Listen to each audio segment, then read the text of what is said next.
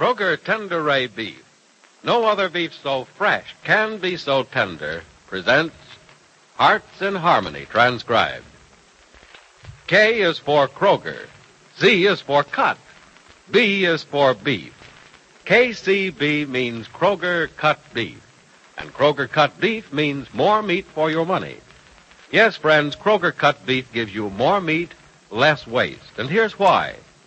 The Kroger method of cutting beef removes excess bone, excess waste, and stringy ends. Remember, that's before the meat is weighed and priced. And it's the very top U.S. government grades of beef that's tender, juicy, rich red, and marbled with just the right amount of flavory fat. So you see, you get a better value in top-grade beef. Now, to give you an example, let's take a Kroger cut rib roast. Before the roast is weighed and priced, the Kroger method of cutting beef removes the short rib end, the waist, and trims the chine bone. You don't pay roast price for the short rib end and waist. And no matter whether you buy a Kroger cut steak or roast, you receive more meat, less waste. So don't forget, that's at your Kroger store. See for yourself by visiting your neighborhood Kroger store soon. Get Kroger cut beef and get more meat for your money. And now, Hearts in Harmony. The beauty of Penny Gibbs has done many things to many men. It's made them fall in love with her. It's turned them from bad to good, from weakness to strength. And now it seems to be having its effect on wealthy Barry Carlton. It's Monday morning in the Gibbs home, and the doorbell rings. Oh, I'll get it. Morning, Penny. Good morning, Barry. Well, you're up early. It's only 10 o'clock. 10 o'clock is early. I've been up since 7:30. No, you mean you got home at 7:30 and just decided to stay up, don't you? No, I have another surprise for you. I was in bed by 11 last night. Oh, you must be sick. Maybe you better lie down on the sofa while I get a doctor. Thanks for your concern, but I think I'll survive. Didn't hurt a bit getting up so early, and I'm still feeling no pain. Oh, well, then maybe you better come in and sit down, because the pain might be terrible when the numbness wears off. Oh, what makes you think I'm numb? Well, I know I am a little, with shock. Oh, well, then you'd better sit down, because I was saving the best till last. Mm-hmm. And it's really going to be a shock. Well, now what? Guess why I was up so early this morning. I haven't the slightest idea. Well, Mother made an appointment for me to see a man in the office of the Carter Manufacturing Company at 9 o'clock. About a job? About a job, which I got. Oh, Barry, that's wonderful. Well, I don't know how wonderful it is. It isn't much of a job, but Mr. Arthur, that's the man I went to see, said it can grow into a good one. Of course it can. A job's always what you make it, Barry. Oh, you really meant it the other night when you said you'd go to work, didn't you? Sure, and I meant it when I told you why I'd get a job. Not for the wife and kiddies, because I don't have any, but for you. No, sir, you did it for yourself. Are you going to tell me why I did it? Listen, I told you a long time ago why it'd be a good thing for you to get a job. It'd give you something to do, make you happier. And make you happier, too. Oh, look, Barry. Of course I'm pleased, because I know what working will do for you, but whether you have a job or not isn't my business. You simply refuse to show the slightest interest in me, don't you? That's not the case. I'm pleased about your job. I told you so. That's showing interest, isn't it? Yeah, but it's such, ordinary interest and so unenthusiastic. As if you really didn't care any more about me than the next fellow. Well, on what basis should I show you favoritism, Barry? I mean, to be perfectly frank about it. Well, when you come right down to it, I don't suppose I do deserve any special consideration, but that doesn't keep me from wanting it. Well, you do get special consideration, in a way. Well, if I do, it's in a way I can't understand. Look, let's not get involved with it. Come on, tell me about the job. When do you start? Well, next Monday. I could have started tomorrow, but I thought I'd better get in shape for it for the rest of the week. What do you mean, get in shape? I have my fun, stay up late and go to some parties and see you as much as you'll let me, and in general have my fling before retiring from life into that tomb of an office. You make going to work sound as if you're going to prison. Well, when Mr. Arthur said the job is yours, I knew how a criminal feels when the judge says I sentence you to 20 years. Oh, Barry, stop it. Why don't you admit you're really glad about the job? I could be, if you'd be. I told you I was. This is the third time I've told you. Well, does it mean that you like me a little better? It isn't a question of my liking you. That doesn't enter into it. You shouldn't be taking that job just to make someone think more of you. You should be going to work because A person of your age should do something besides waste his time. He should go to work and waste his company's time, huh? Barry. All right, have it your way. But I think I know how you really feel. You're glad you got the job, and the prospect of going to work is really very inviting. Well, since you know how I feel, I won't bother to tell you. Look, I'm celebrating tonight, and you're going to help me. No, thank you. I'd No, like I to. don't want any arguments. You're coming to Mother's for dinner this evening. Don't you think it's up to your mother to invite me? Well, I suppose that's a rule, but who cares about rules? All they do is get in the way. Rules are pretty important sometimes. In football and basketball and things like that, yes. But they're games, and we're not playing a game. We're having dinner at Mother's tonight together. Barry, Now, I'm look, so- Penny, I said together, not alone. Mother will be there. You'll be properly chaperoned. Well, that remark wasn't very necessary. I think we're both old enough to be together without being chaperoned. Oh, you feel safe with me, do you? Even after the other night when I brought you home?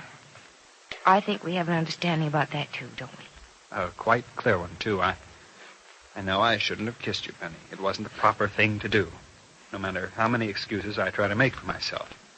And I hope I'm really forgiven. Oh, Barry, it wasn't anything to be forgiven for. It was something that had to happen, I suppose, before we could have an understanding about it. Well, I assure you it won't happen again. I'm sure it won't. But I enjoyed it. And I'd do it again if I thought I could get away with it. No, Barry, you won't. Oh, well, I know it. Now, about this dinner date tonight, it's all set, No, isn't it isn't. Oh, the telephone, excuse me. Sure. But if it's somebody calling for a date, remember, I spoke for you yes, first. Barry, I'll remember. There you go. Hello? Hello, Penny. Yes. Penny, this is Miss Carlton. Hello. You want to speak to Barry, don't you? Just a minute, I'll get No, him. dear, I want to speak to you. Has Barry asked you about dinner tonight? Oh. Oh, yes, he has. Well, I'm expecting you, Penny. I told Barry I'd call you. He didn't think you'd accept the invitation from him. Oh. Oh, but that, thank you very much, Mrs. Now, Carlton. Penny, I don't want any arguments about it. Dinner's at 8. Barry will call for you at 7:15. I want you here. Oh, well, that's very sweet of you, Mrs. Carlton. Thank you very much. I'll be there. That's fine. This is going to be a celebration, you know. Barry got a job this morning. Yes, I know he did. He's been sitting here telling me about it. You know who's responsible for it, don't you? You. I'm awfully grateful to you, my dear. Oh, Mrs. Carlton, you're wrong about that. I didn't My have dear, much to do you'll with never it. take credit for anything, will you? Well, we won't argue about it. I'll see you here for dinner. Goodbye. Bye. Oh, you devil, you. What are you laughing at? You just couldn't make it for dinner tonight, could you? Oh, Barry. But I'm going to pick you up at 7:15, I hear. Listen, why didn't you tell me that your mother was going to phone me? I just wanted to see if you'd accept the invitation from me. Oh, you're about as adult as a 12-year-old. A 12-year-old with working papers. Remember, I'm a working man now. And tonight at 8, we're going to celebrate the launching of my career as a big businessman. Vice president in charge of emptying waste baskets. More coffee, Penny? Oh, no, thank you, Mrs. Carlton. Barry? Oh, thanks, Mother. I think I'll sit over here on the sofa beside Penny. This chair of mine looks comfortable, but it isn't. You don't mind, do you, Penny? Mind what? That the chair isn't comfortable or that you want to sit beside me? You know what, Mother? This girl is hard to deal with. Oh, I don't think so. Maybe your difficulty is a lack of subtlety. Oh, I never thought of that. Sure you won't have more coffee, Penny? No, thank you. After that wonderful meal, I don't think I have room for it. That was delicious, Mother. Say, do we have a new cook? No, it's the same cook, son. You've just been up long enough today to have an appetite. Oh. I'm really becoming a changed man. Wonder if I'll like myself after I'm reformed. Well, you know my feelings on that subject. Don't tell me, Mother. Don't tell me. The evening is still young and happy, and so am I. Oh, Barry. How is Mr. Billings these days, Penny? Oh, he's just about the same, Mrs. Carlton. No worse, no better. Well, that sounds hopeful. We're all hopeful that Jed'll be out of that wheelchair pretty soon. He's a fine man, Mother. I had a long talk with him the other afternoon. Never seen an invalid so cheerful. Well, he doesn't think of himself as an invalid, but as a man taking an enforced rest. Maybe that's what I've been doing all my life. Not just loafing, but taking a rest. Well, you've certainly taken a long one. Oh, Penny, I hate to do this at this time, but something came up just before dinner this evening, and I have to get something in the mail before midnight tonight. Could I borrow you for a few minutes? You bet you can. No, wait, this isn't fair, Mother. I'll keep her only a few minutes. And then you two can have the rest of the evening to yourselves. Well, now that sounds good. And that sounds like a knock on the door. You see who it is, will you, Barry? This way, Penny. We can go into the library through this door. All right. We'll be only a few minutes, Barry. All right, Mother.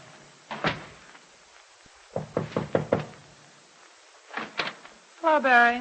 Well, the beautiful Madeline Dodge. You're just in time to join me in a cup of coffee. Good. You don't mind my barging in like this, do you? I'm suddenly left all alone. Mother and Penny have gone into the library. Work, that's all some people do. Penny here? Penny Gibbs? Yeah, you know her, don't you? Yes, but I don't brag about it. Oh, no, wait, that's not very nice. Oh, let's forget about that. Let's have that cup of coffee. Good idea. Now, what is this call for? Why am I honored? Are you bored at home, or do you have tickets to the country club ball? Neither.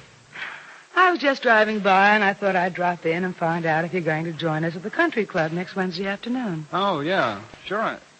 Oh, no. Don't think I can at that, Madeline. Well, why not? Look, last week you said you would. Oh, Barry, we're counting on you. Yeah, I know, but I'm sorry. I can't make it. Why not? You certainly don't have anything better to do. No, but I'll be busy at the office next Wednesday afternoon. Did I hear you say office? That's right, office. What office? Carter Manufacturing Company. I'm going to work starting next Monday morning. You're going to work? Oh, no. I swear. Barry, you're joking. Honest. Next Monday morning at 9 o'clock sharp, Barry Carlton reports for work. I don't believe it. That's the truth. What's happened to you? Oh, Barry, you're not reformed, are you? Oh, good night. No. Then you can't be going to work. Oh, can't I? Barry, no, you can't. Oh, this is the silliest thing I've ever heard of. Say, Barry, if it's true, I know at least 20 people who will die from the shock. Well, it is true, Madeline. But, look, tell my friends not to be so shocked. You see, it's only a gag. That's what I thought. And you're not going to work, are you? Oh, yes, I'm going to work. I really have a job. I don't get it, then. Well, it's only because Mother has been hounding me to do something, you know. So I thought I'd please the old girl for a little while. So Barry Carlton isn't really sincere about going to work, is he? But he does seem sincere about his intentions toward Penny Gibbs. Or is he just pretending that, too? Be sure to listen to the next dramatic episode of Hearts in Harmony.